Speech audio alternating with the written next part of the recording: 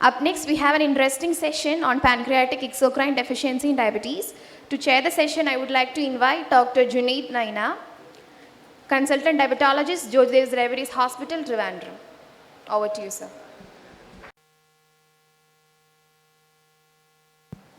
I would like to invite Dr. Johnny Kannampilly sir for our next session on pancreatic exocrine deficiency in diabetes. Johnny sir is Senior Consultant and Medical Director of Metanoia New Health Diabetes and Lifestyle Disease Research Institute, Vaitla, Kochi. He is also former Vice President, Diabetic Food Society of India, first person to install insulin pump in South India, and first person to start podiatry specialty in Kerala. He has many research papers to his credit, spoken both internationally and nationally. Over to you, sir. Thank you. First of all, may I congratulate and Jyoti, Sunita, Gopika and the rest of JPEF for this wonderful conference. Unfortunately, I couldn't be for the past 2 days because of some personal issues, and I just landed today morning. Today we are going to discuss a new emerging area in diabetes, and that's the pancreatic exocrine insufficiency in diabetes. Well, we know that the most commonest problem in exocrine pancreatic insufficiency is the pancreatic diseases like pancreatitis or calcific pancreatitis, etc. But I am not going to deal into those common things, but we are just going to focus on the pancreatic insufficiency which can be present in our type 1 and type 2 diabetics. And this is now increasing because diabetics are increasing in large numbers and diabetes is coming at a younger age. So as the disease has a longer duration, the chances of the pancreatic exocrine cells can get affected, and that leads to insufficiency of the exocrine pancreatic enzymes, which can lead to a lot of malabsorptions, etc. So, awareness among diabetic care providers are low and contributes to under-screening, under-diagnosis and under-treatment of this problem among diabetic patients. Prevalence is widely ranging in different studies. Type 1 is about 25 to 74, type 2 28 to 54. Long disease duration, high insulin requirement, poor glycemic control seems to be the risk factor for this pancreatic exocrine insufficiency. However, in type 1 and type 2, it is usually in a mild form as compared to the calcific pancreatitis or pancreatitis. So it is mostly going unnoticed or undiagnosed because of that problem. Despite the high prevalence, little is known about the clinical consequences of this problem, exocrine pancreatic insufficiency in diabetes, and its optimal treatment so far. Even less is known if and what to extent pancreatic exocrine insufficiency also affect the glycemic control in diabetic patients. Underlining the necessity of improved diagnostic tests and treatment algorithms in the coming years. Now, this is a paper which was presented in 2023 ADA, and you can see the different diseases: celiac disease, gastroparesis, exocrine pancreatic insufficiency in 3 groups of patients, that is general population, type 1 and type 2. And you can see that the exocrine pancreatic insufficiency is higher as compared to general population in type 1 and type 2 diabetes. This is an Indian study by a good friend Shashank Joshi and others, Mala Dharmalingam madam, where the prevalence of pancreatic exocrine insufficiency among diabetic patients in India And I just want to give you the conclusion of the study that was found to be prevalent in nearly 1/4 of the Indian patients with diabetes using the different diagnostic criteria. Patients with PEI had a longer duration of diabetes and poor glycemic control, and many of them, majority of them were obese. Results from this study highlight the need for active monitoring of PEI in Indian patients or assessing for PEI, and especially in those with long duration of diabetes, poor glycemic control, and gastrointestinal symptoms. And to reduce, this may help us, we don't know, this may help us in the long-term morbidity and mortality in our patients. If you look at the clinical consequence of exocrine insufficiency, usually severe disease is not very common, and severe disease you will see steatoria, weight loss, etc., which is very common in the other two commonly seen problem like pancreatitis and calcific pancreatitis. But in diabetics, it is a milder to moderate version. And typically abdominal discomfort, pain, diarrhea, flatulence might be misdiagnosed as drug-induced, metformin. Now you have the newer molecules like GLP analogs and GIP combined. You have more of these GI symptoms, and then you may just think that it's the drug-induced. Now what I want to stress is, now we are seeing more and more patients with vitamin D deficiencies. Are we missing in some of them these problems like exocrine insufficiency? We just label it because of less of sunlight. But now even patients having good sunlight exposure, they're having vitamin D, and it's time to look into whether we are dealing with an exocrine pancreatic insufficiency or malabsorption of vitamin D due to these problems. Another study found that the presence of PEI was associated also with sarcopenia, protein malabsorption. So these are also increasing. As we all know, sarcopenia is increasing in diabetic patients, and it's not well studied. Why is the reason? Is it because of lack of protein intake or lack of protein absorption? In a very recent population-based study, a close association between pancreatic elastase and microbial diversity was shown, underlining the complex interaction between gut and exocrine pancreas. Now this is an emerging field, the gut as the second or the main axis between many of the interplay between gut-brain axis and various other, with the gut microbiomes being the focal point and gut microbiomes being disrupted because of the emerging bad lifestyle factors.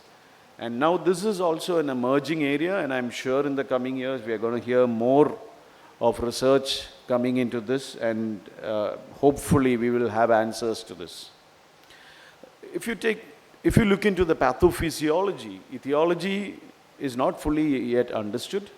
Proposed factors include diminished tropic effects of insulin, inflammation, fibrosis, and steatosis.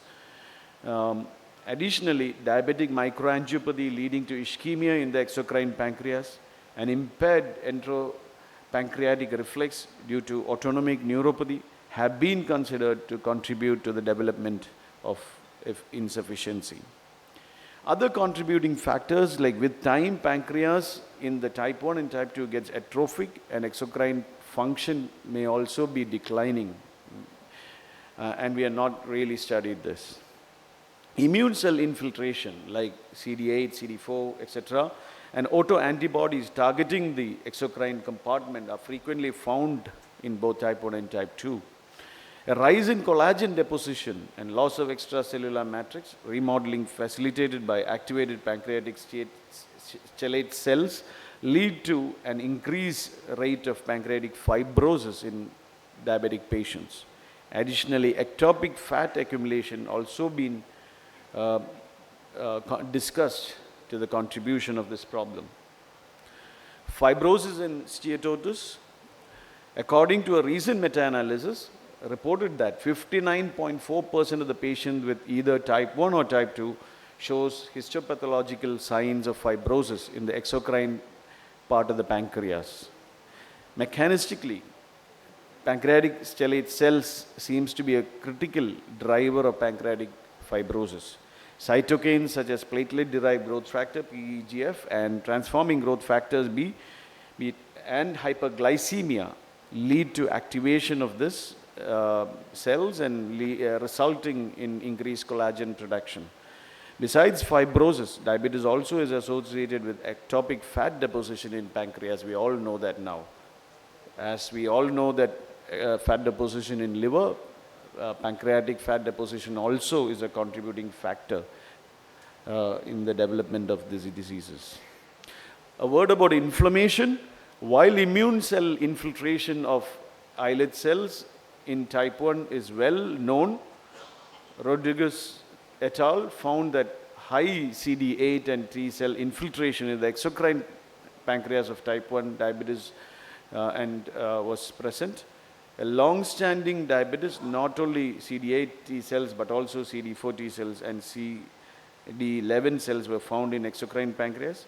Type 2 diabetes is also associated with increased immune cell infiltration of the exocrine pancreas. The pathophysiological role of immune cells in acinar atrophy and fibrosis is not well studied.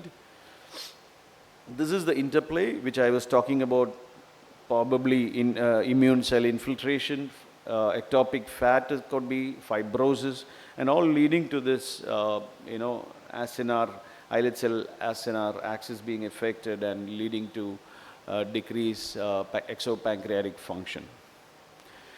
This is a study which came in Diabetes 2024, exocrine pancreas in type 1 and type 2 diabetes, different patterns of fibrosis, metaplasia, angiopathy, and adiposity.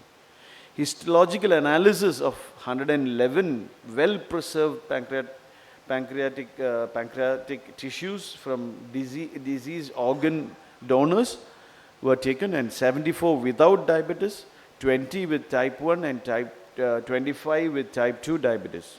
In type 1 diabetes, the tissue had greater rates of acinar atrophy, ductal and vascular fibrosis, and angiopathy, with less frequent adiposity compared with age and sex match control donors.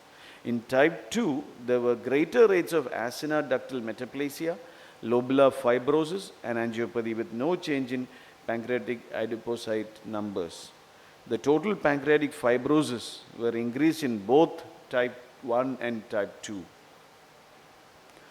Now, having a little bit of a background of this, how do we look this in our clinical practice? Well, it's too early to get into this because we still don't have much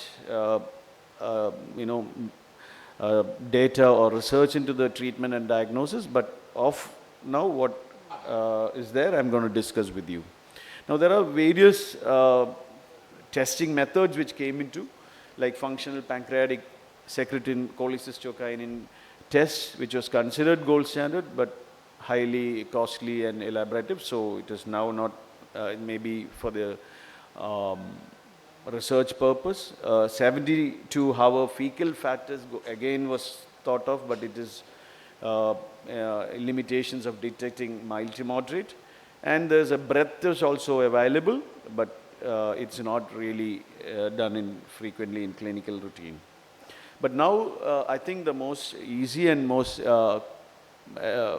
reliable or effective in clinical practice, which has not come in all our daily practice, which may in the future we may have to adopt, is the fecal elastase 1, which is the marker of this insufficiency.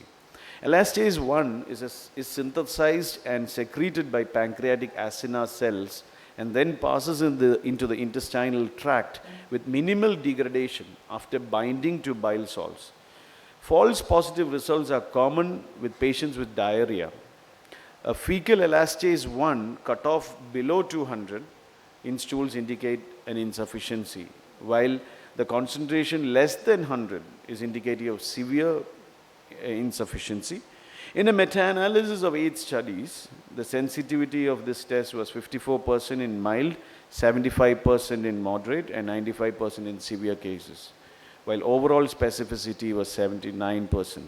Considering the high prevalence of this PI in patients with diabetes, screening of symptomatic patients, especially those with nutritional deficiencies, like I said, like patients having severe vitamin D, and in spite of repeated vitamin D therapies, all those things, and still the vitamin D deficiency is still coming, then we have to think of these kind of problems, whether there is malabsorption due to these problems. And also sarcopenia, which is now a bigger problem in our diabetic patients.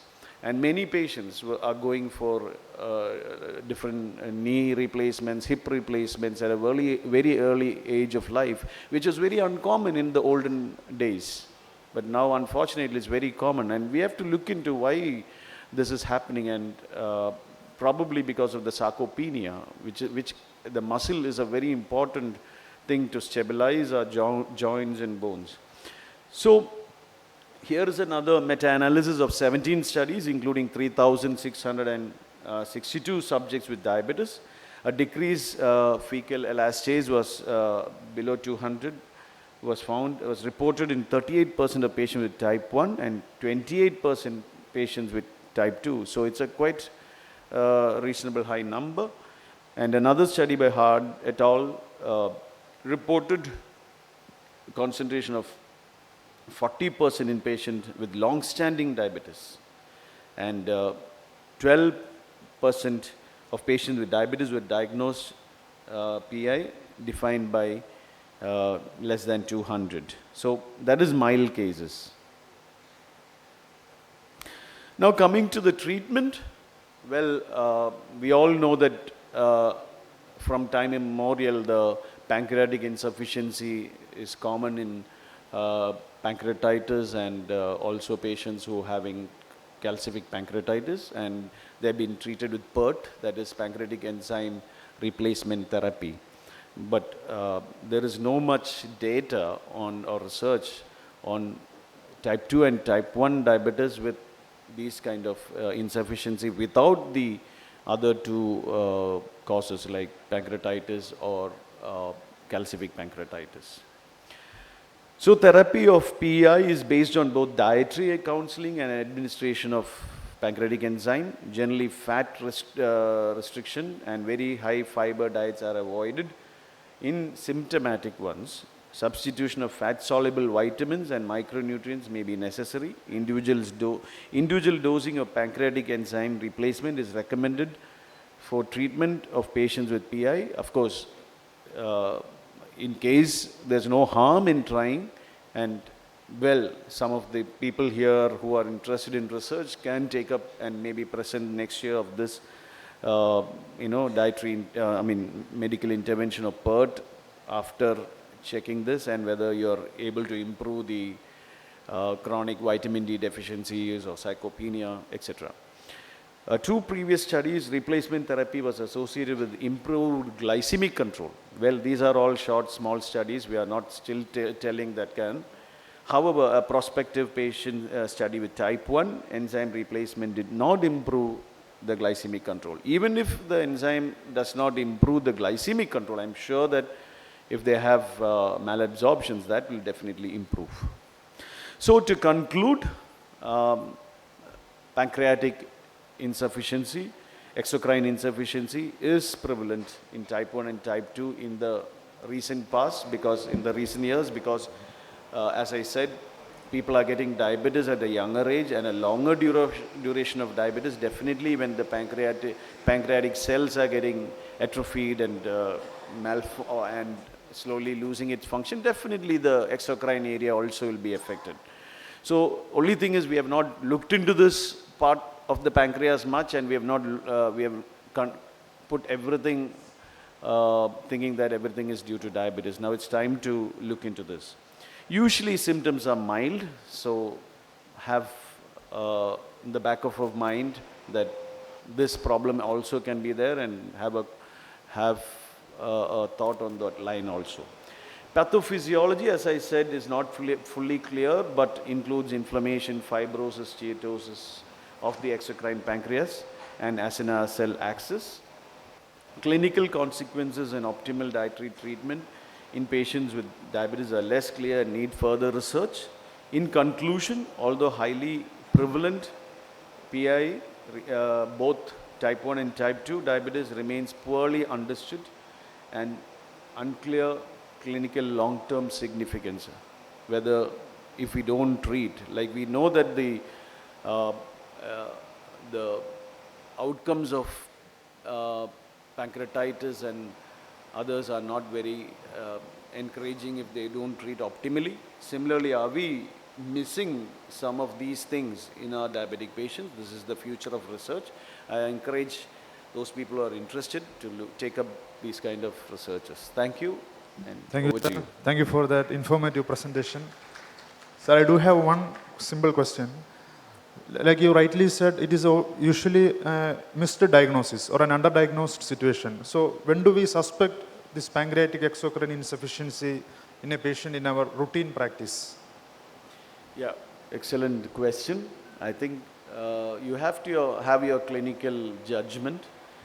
Patients definitely who have some gastro flatulence, bloating, these kind of symptoms, and you have excluded the other causes like any drug induced, then think of this. Of course, weight loss and steatorias in severe cases. So in mild cases, maybe flatulence, bloating, etc. You have to think of this. Excuse me, can I ask one question? See, actually, normally we know that in chronic pancreatic inflammation, pancreatic lipase and amylase are elevated. How will be in this diabetic pancreatic insufficiency? Have you checked regularly? No, I mean pancreatitis, we see the amylase and lipase elevated, but in this you may not see the enzymes elevated. Lipase and amylase is not found to be elevated, yes.